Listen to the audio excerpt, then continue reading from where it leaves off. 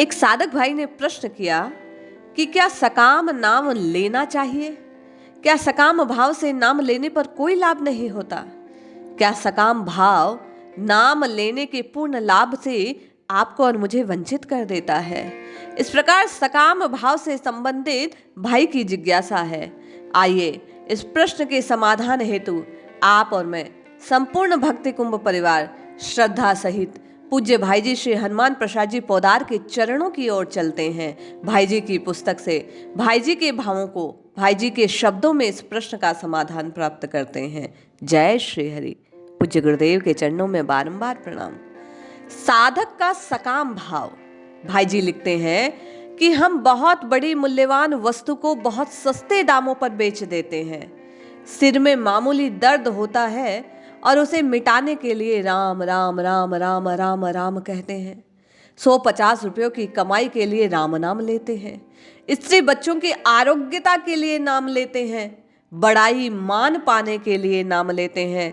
संतान सुख के लिए राम नाम लेते हैं। फल यह होता है कि राम नाम लेने पर भी कमाने के साथ ही लुटाने वाले मूर्ख के समान मैं और आप जहां के तहां रह जाते हैं। चलनी में जितना पानी भरते रहो सभी निकल जाएगा। भाई जी कहते हैं हमारा अंतःकरण भी कामनाओं के अनंत छेदों से चलनी हो रखा है, कुछ ठहरता नहीं। राम नाम का फल कैसे हो? प्यास लगी हुई है जगत सुख की पिपाशा किसको नहीं। पवित्र जल का इतना झरना बह रहा है, राम नाम के झरने का प्रवाह सदा ही अबाधित रूप से बहता है, परंतु हम अभागे उस झरने के आगे अंजुली बांधकर जल ग्रहण नहीं करते। हम उसके आगे रखते हैं हजारों छेदों वाली चलनी, जिससे न तो कभी पानी ठहरता है न हमारी प्यास बुझती है। सकाम भाव से लिए हुए नाम से भी नाम के असली फल अर्थात आत्यंतिक सुख, ऐसा सुख जिसका कभी नाश ना हो, हम इस प्रकार के सुख से वंचित रह जाते हैं। भाई जी कहते हैं प्रथम तो कोई भगवान नाम लेता ही नहीं, और यदि कोई लेता है तो वह सकाम भाव से धन संतान मान बढ़ाई की वृद्धि के लिए लेता है। नियमानुसार फल में जहां का तहां रहना पड़ता है, परंतु नाम की महिमा अपार है। इस प्रकार लिए हुए नाम से भी फल होता है, सकाम कर्म की सिद्धि होती है और आगे चलकर भगवत भक्ति भी प्राप्त होती है। जब इन पंक्तियों का क्षुद्र लेखक सकाम भाव से नाम जप किया करता था, तब कई बार उसकी ऐसी विपत्तियां टली। कहने का तात्पर्य भाई जी कहते हैं कि मैंने भी नाम को जपा सकाम भाव से तो मेरी विपत्तियां टलने लगी। केवल वह विपत्तियां ही नहीं टली, उसका और भी फल हुआ। नाम में रुचि बढ़ी, आगे चलकर निष्काम भाव भी हो गया।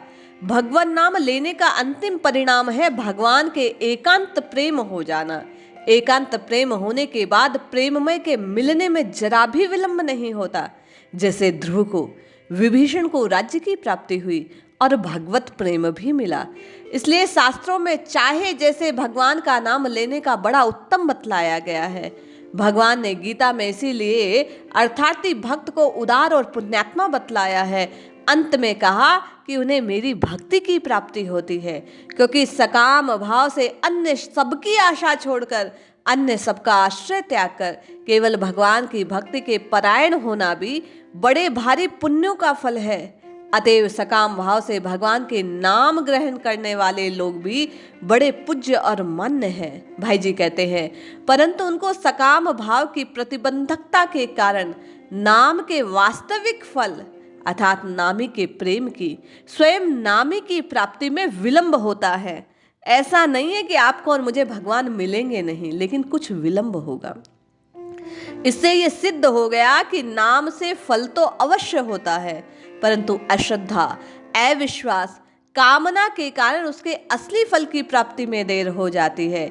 यदि साधक इस अपने दोष से होने वाली देरी का दोष नाम पर लगाए तो ये अर्थवाद कहलाता है, और यह भी उसका अपराध है। कहने का तात्पर्य है कि राम राम राम राम राम अवश्य पुकारना है।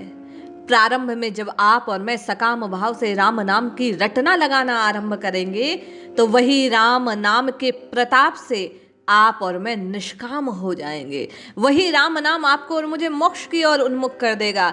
वही राम नाम आपको और मेरी समस्त कामनाओं को पूर्ण करके आपको और मुझे कामना से रहित कर देगा और आपको और मुझे कमलापति श्री राम जी के चरणों में, श्री नारायण के चरणों में अपने मस्तक को समर्पित करने के भाव से युक्त कर देगा।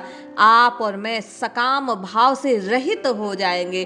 कामनाएं आपकी और मेरी जब समूची पूर्ण हो जाएंगी तो कुछ मांगने को बाकी नहीं रहेगा, और जब मांग बाकी नहीं रहेगी तो आप और मैं निश्चय ही अपने हृदय से प्रभु को प्राप्त करने का प्रयास करेंगे।